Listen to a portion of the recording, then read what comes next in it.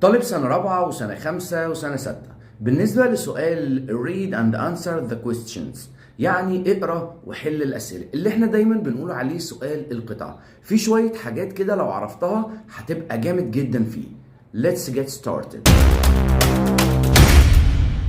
أول حاجة عايزك تعرفها، اقرا الأسئلة كويس. يعني أنا مش هقرا الفقرة الأول، لا، أنت هتقرا الأسئلة كويس وهتعملها ترانسليشن، هتترجمها كويس وتبقى عارف هي عايزه ايه، وبعدها بتقرا القطعه. طيب انا ليه بعمل كده؟ علشان ببقى عارف انا محتاج ايه بالظبط من القطعه، بدل ما اقراها وبعد كده اجي اقرا الاسئله، وبعد ما اقرا الاسئله واترجمها اجي ارجع ابص في القطعه تاني. لا، انا هبص في السؤال الاول ابقى عارف هو عايز ايه مني بالظبط، وبعدها اخش على القطعه كاني كده عرفت انا عايز اشتري ايه بالظبط من المحل اللي انا رايح له. لازم عشان اترجم كويس اكون عارف ادوات الاستفهام، يعني عارف يعني ايه وات، يعني ايه وير، يعني ايه واي، المقصود منهم بيبقوا عايزين مني ايه بالظبط، عشان بالتالي اعرف اجاوب. كمان في شويه مصطلحات كده بنحفظها بنبقى عارفين معناها كويس، لما بتجيلنا بنبقى عارفين هو عايز ايه من السؤال، ودي عملنا لها فيديو منفصل هنسيبه لكم تحت في التعليقات. هنيجي هنا بقى لسؤال السمرايز. سمرايز اللي هو لخص.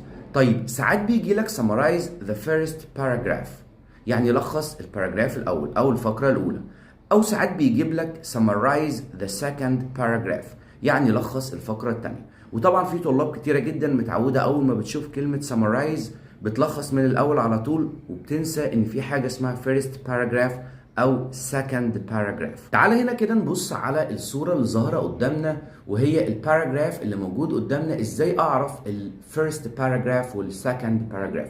طبعا احنا عارفين ان احنا لما بنيجي نبدأ الباراجراف بنسيب مسافة في الاول، مسافة 3 4 حروف بالظبط، يعني كده معناها ان احنا بدأنا الباراجراف.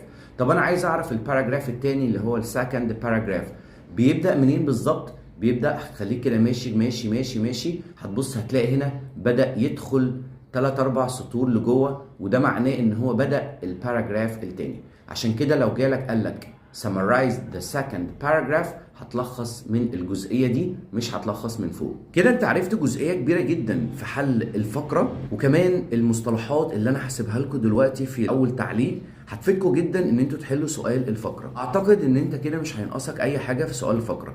لو في اي حاجة بتلخبطك في الاسئلة اللي بتجيلك في الامتحان سيبها لي في التعليقات، وان شاء الله هعمل لكم فيديو عنها. شكرا جدا.